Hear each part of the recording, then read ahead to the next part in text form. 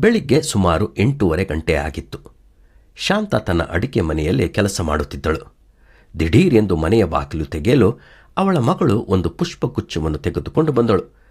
ಅವಳು ಮದುವೆಯಾಗಿ ಕೇವಲ 3 ತಿಂಗಳಾಗಿತ್ತು. ಮಗಳು ಬೇರೆ ಮನೆಯಲ್ಲಿದ್ದಾಳೆಂದು ಶಾಂತಳಿಗೆ ಇನ್ನೂ ಆ ಯೋಚನೆ ಬಂದಿರಲಿಲ್ಲ. ಅದನ್ನು ಮರೆತು ಅನೇಕ ಬಾರಿ ಅವಳಿಗೆ ಸೇರಿದಂಥ ಊಟಕ್ಕೆ ತಟ್ಟೆಯನ್ನು ಇಡುತ್ತಿದ್ದಳು.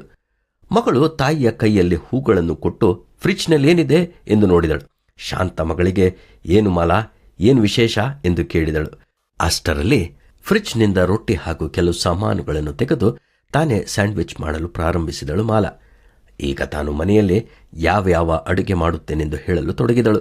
ಅವಳು ತಾನು ಮಾಡುವುದನ್ನು, ಹೊಸದಾಗಿ ಕಲಿತುಕೊಂಡಿರುವುದನ್ನು ಸಂತೋಷವಾಗಿ ತಾಯಿಯೊಡನೆ ಹಂಚಿಕೊಂಡಳು. ಅವಳು ಕೆಲಸಕ್ಕೆ ಸಮಯವಾದ ಕಾರಣ ಅಮ್ಮ ಬಾಯ್ ಬಾಯ್ ಎಂದು ಹೇಳಿ ಹೊರಟು ಹೋದಳು.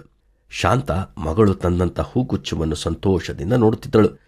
ನನ್ನ ಮಗಳು ಸ್ವಲ್ಪ ಸಮಯವೇ ನನ್ನೊಂದಿಗಿದ್ದಳು, ಆದರೆ ಅದು ನನಗೆ ಎಷ್ಟು ಸಂತೋಷವನ್ನು ತರುತ್ತದೆ ಎಂದು ಅಂದುಕೊಳ್ಳುತ್ತಿರುವಾಗಲೇ ಶಾಂತಳಿಗೆ ಅವಳ ತಾಯಿಯ ನೆನಪಾಯಿತು. ಅವರು ಬಹಳ ದೂರದಲ್ಲಿದ್ದರು. ಹಾಗಾಗಿ ಶಾಂತ ತಕ್ಷಣ ತನ್ನ ಫೋನ್ ತೆಗೆದುಕೊಂಡು ಅವರಿಗೆ ಕರೆ ಮಾಡಿದಳು. ತನ್ನ ಬಗ್ಗೆ, ಮನೆಯ ಬಗ್ಗೆ ಶಾಂತ ತಾಯಿಯೊಂದಿಗೆ ಬಹಳ ಮಾತಾಡಿದರು. ಕೊನೆಯಲ್ಲಿ ಅವಳ ತಾಯಿ ಹೇಳಿದ ಮಾತು ಅವಳ ಹೃದಯಕ್ಕೆ